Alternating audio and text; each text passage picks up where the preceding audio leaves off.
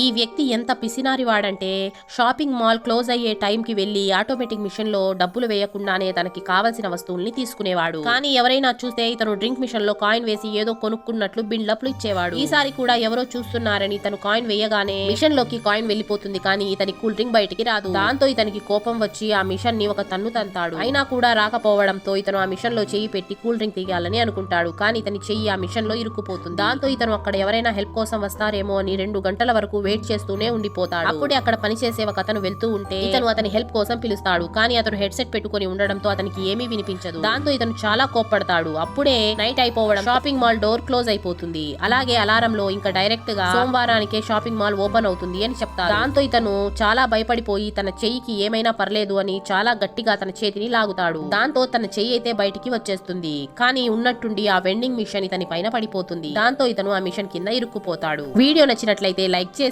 Channel ని subscribe చేసుకోండి.